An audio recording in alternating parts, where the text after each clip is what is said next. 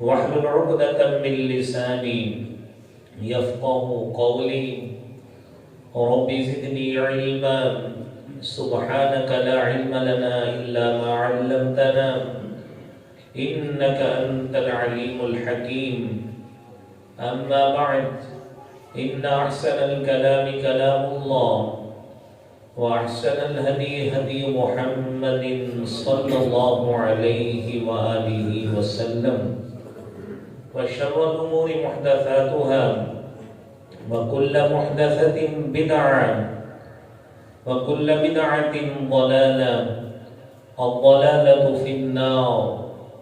أعوذ بالله السميع العليم من الشيطان الرجيم. بسم الله الرحمن الرحيم.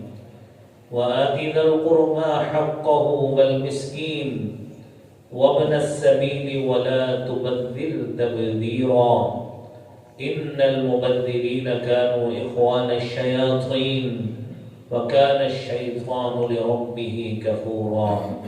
صدق الله العظيم. حمد و ثنا، تعریف، کبریائی اور بڑائی اللہ احکم الحاکمین کے لیے جل مجدہ الکریم کی ذات کے لیے خاص ہے۔ درود و سلام امام کائنات، امام المرسلین، شفیع المذنبین اور رحمت للعالمین جناب محمد رسول اللہ صلی اللہ علیہ وآلہ وسلم کی ذات اقدس پر۔ حضرات محترم، گزشتہ جمعے ہم نے مالی حالات کی قسم پرسی اور مہنگائی کے حوالے سے گفتگو کی تھی۔ آج ہم اسی گفتگو کو آگے بڑھاتے ہوئے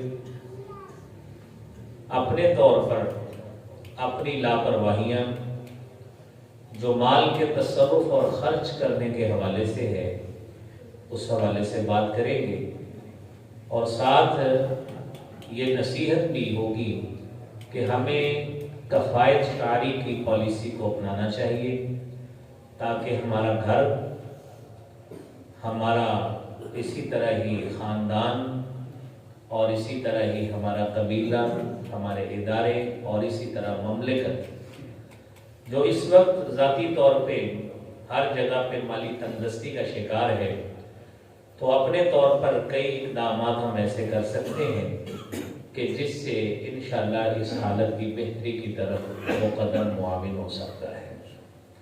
اللہ کریم ہم سب کو شرعی تعلیمات پہ عمل کرنے کی توفیق عطا فرمائے۔ آپ احباب نے آیت کریمہ ابھی سماعت فرمائی ہے سورۃ بنی اسرائیل کی۔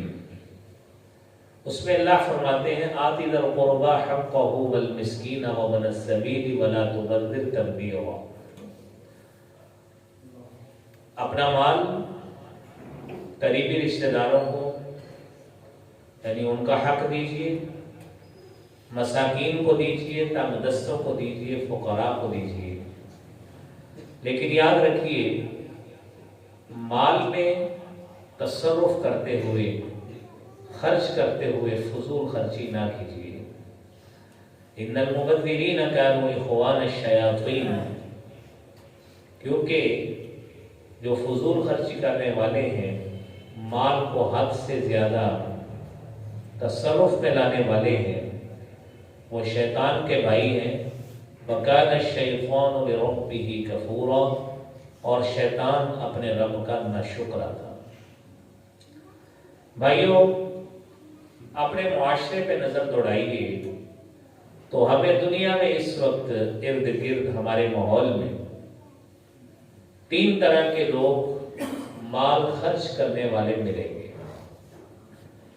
پہلی قسم ان لوگوں کی ہے جن کے پاس مال موجود ہے، روپیہ پیسہ موجود ہے، رب کائنات کی فضل سے، اللہ رب العالمین کی رحمت سے، جو اس خالق کائنات نے اپنے فضل سے نوازا ہے، جس کو قرآن کہتا ہے کہ فَإِذَا قُضِيَتِ الصَّلَاةُ فَانتَشِرُوا فِي الْأَرْضِ وَابْتَغُوا مِنْ فَضْلِ اللَّهِ، کہ نماز کے بعد، نماز پوری ہو جانے کے بعد زمین میں پھیل جاؤ۔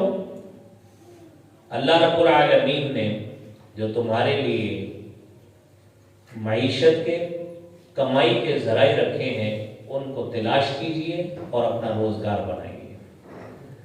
اس اللہ کے فضل کو جو اس مالک نے عطا فرمایا ہوتا ہے، وہ اتنا کچھ ہونے کے باوجود بھی اپنا مال فقراء، غرباء پر، رشتہ داروں پر، تنگ دستوں پر خرچ نہیں کرتے، بخل اور کنجوسی سے کام لیتے ہیں۔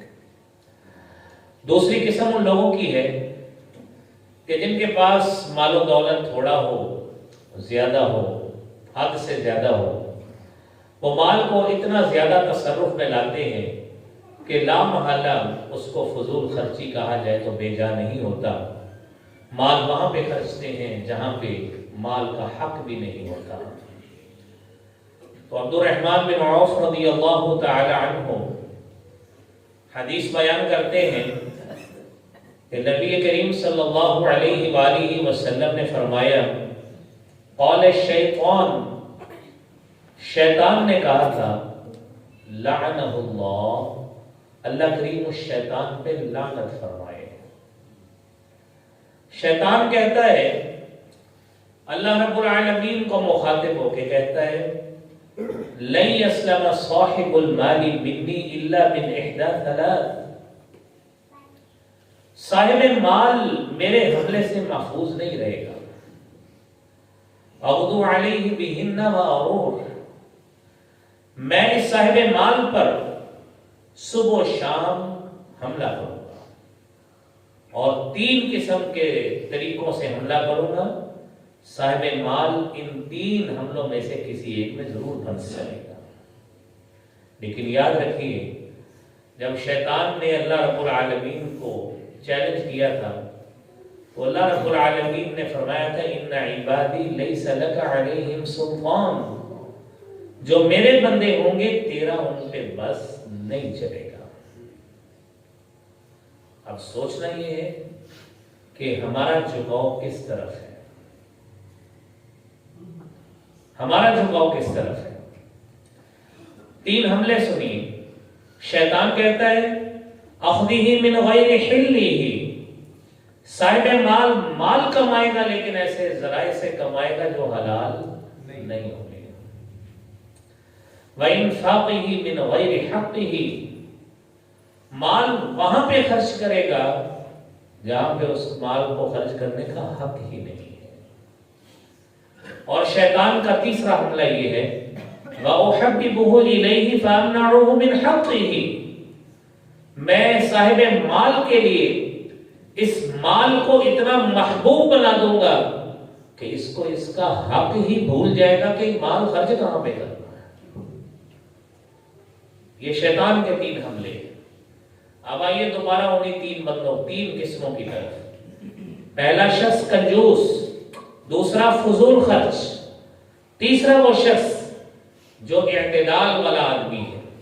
اللہ نے مال دیا، اللہ نے دولت دی، وسائل دیے، زندگی کی سہولیات دی، اور ان ساری زندگی کی سہولیات کو لیتے ہوئے وہ اپنی ضرورت کے مطابق بقدر ضرورت جو ہے وہ اپنا مال خرچتا ہے۔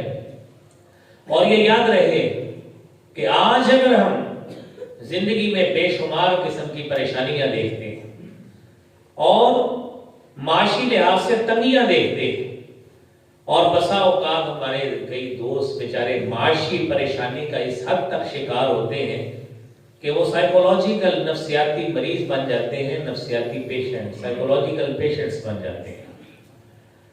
لیکن اگر آپ ہم جس علاقے میں یا جس کلچر کا ہم حصہ ہیں، ہم اپنی روزمرہ کی زندگی پر، معمولات پر نظر دوڑائیں گے تو ہمیں خود احساس ہوگا کہ کئی جگہ پہ ہماری خود عیاشیاں ہیں، پرتعیش زندگی ہے، جس بنا پہ ہمیں جو ہے یہ حالات کی قسم پرسی کا سامنا کرنا پڑتا ہے۔ اور اس کا بنیادی سبب یہ ہوتا ہے کہ انسان بسا اوقات اپنے سٹیٹس کے چکر میں پڑ جاتا ہے کہ میں نے فلاں جگہ پہ رشتہ کرنا ہے، لوگ کیا کہیں گے، اس کے پاس پیسہ نہیں، اس کے پاس مال و دولت نہیں، اس کے پاس وسائل نہیں تھے، لہذا وہ زندگی کا عجیب و غریب قسم کا، جھوٹا قسم کا، ایک دھوکے قسم کا سٹیٹس اس کو برقرار رکھنے کے لیے وہ قرض بھی لے لیتا ہے، معاشی تنگی کا شکار ہوتا ہے، اور بسا اوقات وہ مال خرچ کرنے میں اتنا لاپرواہ رہتا ہے کہ جتنی محنت سے مال کمایا ہوتا ہے اس کو احساس بھی نہیں ہوتا، اتنی لاپرواہی کرتا ہے جو حقیقت میں ناشکری کی طرف اس کو پھر لے جاتی ہے۔ اس ناشکری کے عالم میں وہ اپنے رب کا مال میں حق بھول جاتا ہے، نہ فرضی زکوٰۃ دیتا ہے، نہ نفلی صدقات دیتا ہے، ان چیزوں کو بھی بھول جاتا ہے۔